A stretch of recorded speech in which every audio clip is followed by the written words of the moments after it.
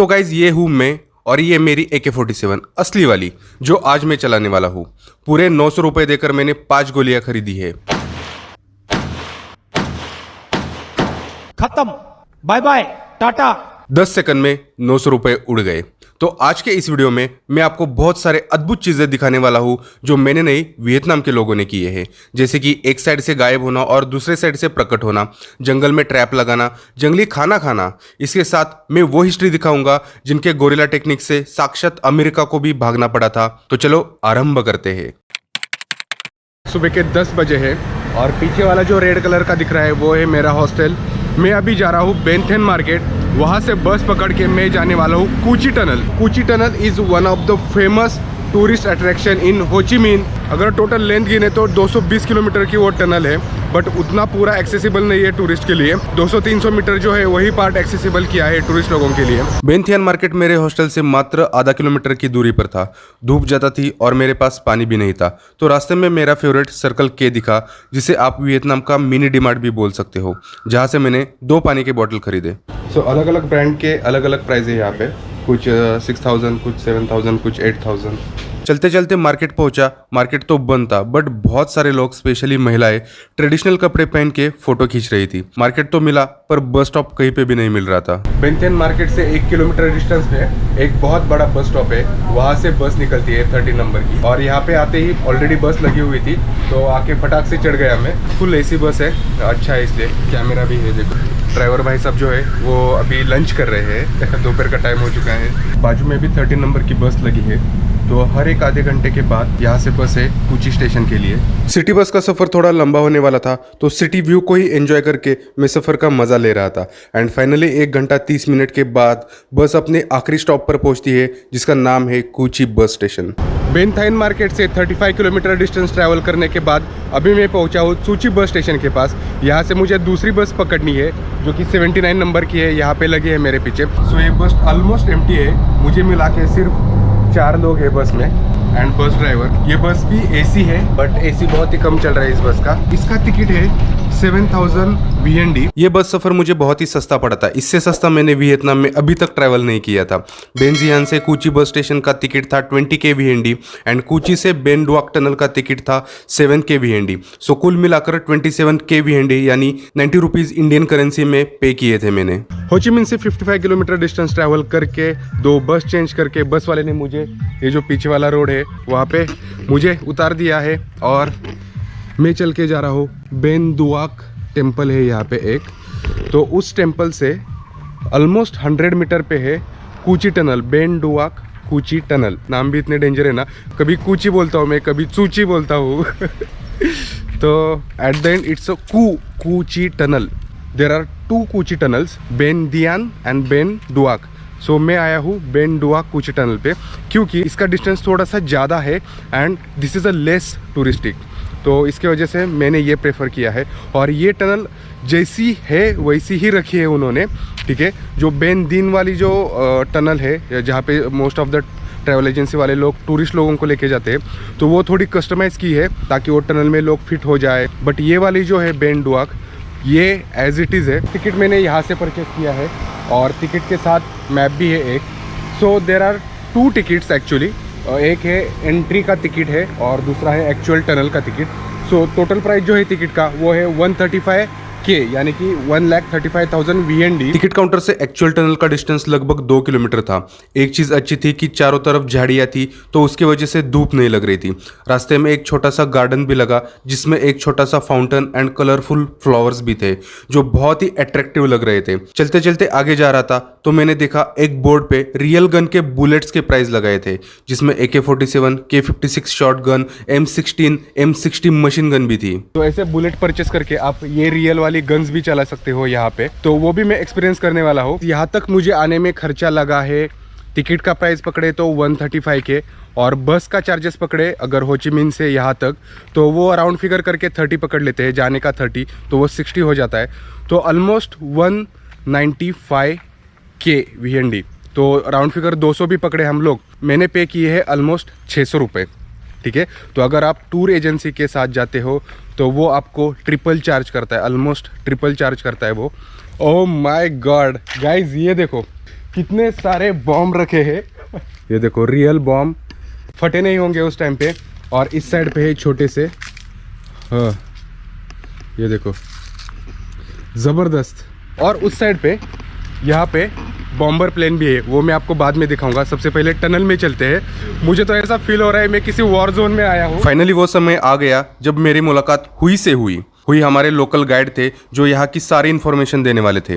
तो सबसे पहले टिकट चेक करके एंड टी शर्ट पे स्टिकर लगाकर हुई भाई साहब हमें जंगल के अंदर लेकर गए। ऐसा लग रहा था कि मैं कोई जंग लड़ने जा रहा हूँ। मेरे साथ कुछ और भी टूरिस्ट थे। जंगल के अंदर एक मिनी हाउस था जहाँ पर हमें शॉर्ट वीडियो दिखाकर यहाँ की हिस्ट्री एंड ज्योग्राफी के बारे में इन्फो देने वाले थे। टोटल 18,000 वियतनामी सोल्जर वेर देयर और उसमें से 30% लेडीज़ रहती थी। जंगल के अंदर ही इन्होंने एक मिनी थिएटर बनवाया है जहाँ पे वो हमें एक डॉक्यूमेंट्री दिखाएंगे। यहाँ पे कुछ ऐसे चेयर है और हम 3 जन ही है बस डॉक्यूमेंट्री देखने के लिए।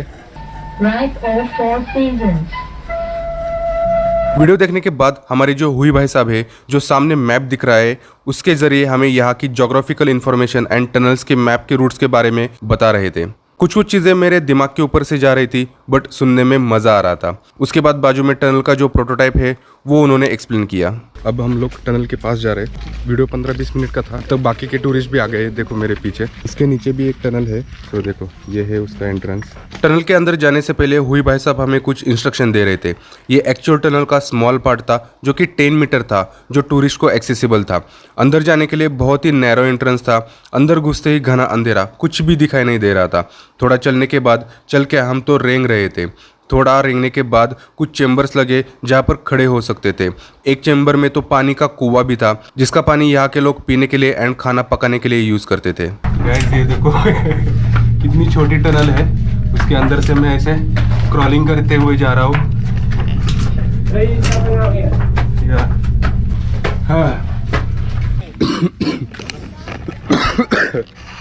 ज़बरदस्त एक्सपीरियंस है। मतलब लाइव कुआं देखा है हमने, वीडियो में बोल रहे थे वो 4 लेवल की टनल रहती है उनकी। सबसे ऊपर वो आराम वगैरह करने के लिए, उसके 3 लेवल नीचे वो खाना बनाते थे, सोते थे। पहली टनल देखकर हम लोग दूसरी टनल की तरफ बढ़े। हुई भाई साहब हमें टनल ढूंढने के लिए बोल रहे थे पर टनल कहीं पर भी दिखाई नहीं दे रही थी। फिर मिस्टर हुई ने जो किया उसके बाद सब लोग शॉक हो गए। उन्होंने कुछ पत्तियां हटाई, फिर क्या, जिस पर हम लोग खड़े थे वहीं पर टनल थी। पत्तियां हटा के ढक्कन खोला तो टनल का एंट्रेंस मिला। ये टनल पहले टनल से भी बहुत नैरो थी। हेल्दी आदमी को तो इम्पॉसिबल है टनल के अंदर घुसना। हुई भाई साहब तो आराम से घुस गए और गायब भी हो गए। 1 मिनट हुआ, 2 मिनट हुए, हुई भाई साहब कहीं पे भी नहीं मिल रहे थे। सब लोग इधर उधर ढूंढ रहे थे। तभी अचानक पीछे से दूसरे टनल से वो प्रकट हुए। सब लोग इतना अमेज फील कर रहे थे, क्या बताऊँ, उनमें से मैं भी एक था। हुई भाई साहब ने मुझे भी ट्राई करने के लिए बोला। पहले जंप करना, फिर बॉडी को अंदर लेना, फिर पत्तियां जमा करके ढक्कन पर रखना और ढक्कन बंद कर देना और दूसरे साइड से प्रकट होना। वियतनाम टूर का सबसे अमेजिंग एक्सपीरियंस था ये मेरा। जैसे जैसे हम लोग आगे बढ़ रहे थे अमेजिंग चीज़ें एक्सप्लोर हो रही थी। उनमें से एक था ट्रैप, जो वियतनाम के लोग यूएस आर्मी के लिए लगाते थे। मिस्टर हुई ने कुछ बड़े बड़े गड्ढे भी दिखाए जो बॉम्ब फटने से बने थे। जब कोई सोल्जर घायल होता था तो उसके इलाज के लिए भी अंडरग्राउंड हॉस्पिटल बनवाया था, जिसमें अलग अलग बंकर से जहाँ पर सर्जरी भी होती थी।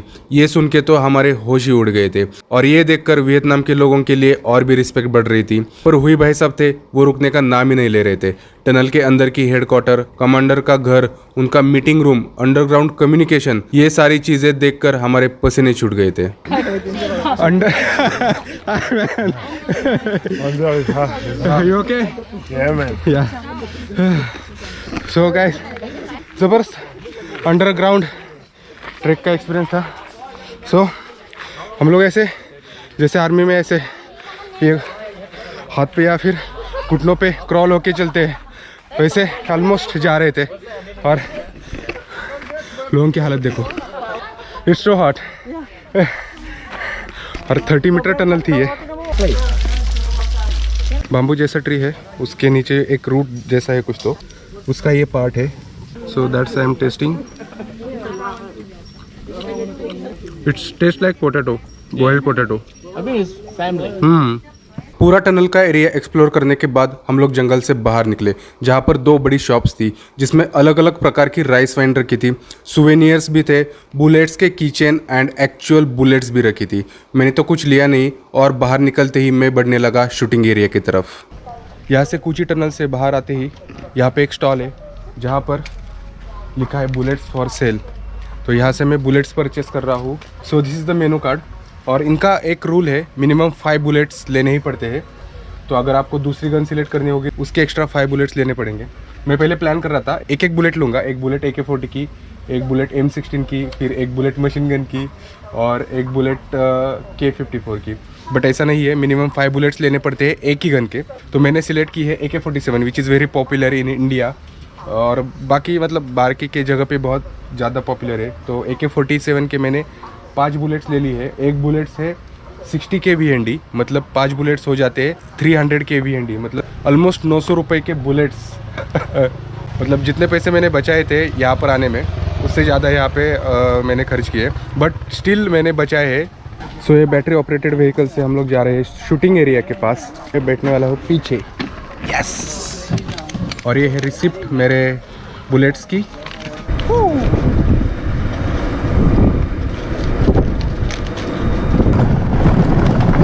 फुल जंगल के अंदर लेके जा रहा है। सो फाइनली पहुंच गए हैं शूटिंग एरिया के पास। ये है उसका एंट्रेंस। पहले वो भाई साहब गन चला रहे हैं, वहाँ पे है निशाना। ओह माय गॉड, जबरदस्त आवाज आ रही है, कान पे पहनता हूँ।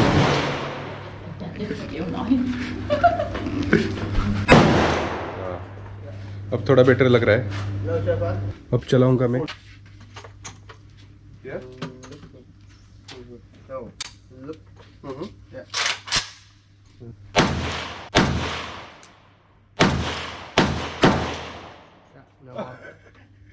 गाइज एक नंबर, मतलब unbelievable, real gun with real bullets, वो भी AK-47, जबरदस्त। शूटिंग एरिया से सेम बैटरी ऑपरेटेड व्हीकल से हमें छोड़ा गया है टिकट जहाँ पे परचेस किया था मैंने, वहाँ पे मतलब एंट्रेंस के पास। कूची टनल या फिर शूटिंग, वहाँ पे थोड़ा टाइम बिताने के बाद ये सारा चीज़ देखने को 2-3 घंटे जाते हैं। तो मैक्सिमम 3 घंटे तो आराम से आप यहाँ पे स्पेंड कर सकते हो। बहुत सही एक्सपीरियंस था। वो टनल भी बहुत इतनी ज़बरदस्त बनाई है ना, और उसके बाद एंड में वो शूटिंग का, मतलब लाइफ में first time AK-47 with real bullet से चलाना, मतलब एक अलग ही लेवल का एक्सपीरियंस यहाँ पे मिला है मुझे। बहुत ही सही तरीके से वेल ऑर्गेनाइज, वेल एक्सप्लेन किया है इन लोगों ने। अभी ये जो सारी झाड़ियाँ दिख रही है मेरे पीछे, तो ये अभी रिसेंटली मतलब 70s के बाद ये सारी झाड़ी यहाँ पे अपने आप उग के आई है। उससे पहले यहाँ पे घना जंगल था।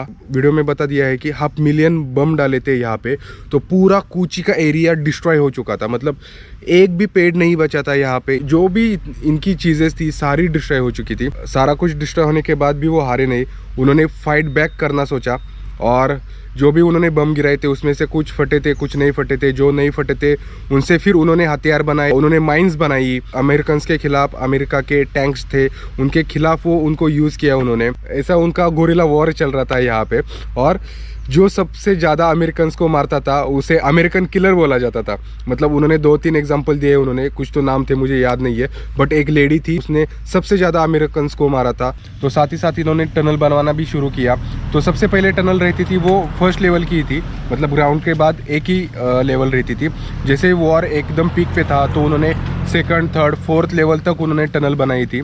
तो उसमें वो खाना रहते थे, खाना पकाते थे, सोते थे, सारे डिसीजन मेकिंग्स वहाँ पे होते थे। 1975 तक टनल बढ़ते बढ़ते 250 किलोमीटर की टनल इन्होंने खोदी थी, और वो भी सिर्फ फावड़ा और जो बाम्बू का उनका बकेट था उससे। जब मैं अंदर घुस रहा था तो मेरी बॉडी जितनी थी उतनी ही टनल की साइज़ थी। तो ये लोग बहुत ही छोटे रहते थे, वो आराम से वो टनल के अंदर जाते थे। बट अमेरिकन्स थोड़े बड़े रहते थे तो वो घुस नहीं पाते थे उस टाइम पे। और ये कूची टनल साउथ ईस्ट एशिया की टॉप 7 मस्ट विजिटेड लोकेशन है। अगर आप वियतनाम आते तो इसे ज़रूर 100% विजिट करना। बहुत ही मस्त एक्सपीरियंस था ये। सो गाइज, ये था मेरा कूची टनल का ज़बरदस्त एक्सपीरियंस। आप बताओ आपको कैसा लगा। वीडियो अच्छा लगा हो तो प्लीज़ लाइक, शेयर, कमेंट करना, सब्सक्राइब ज़रूर करना। अभी मिलते हैं नेक्स्ट वीडियो में, तब तक के लिए tata bye bye, take care.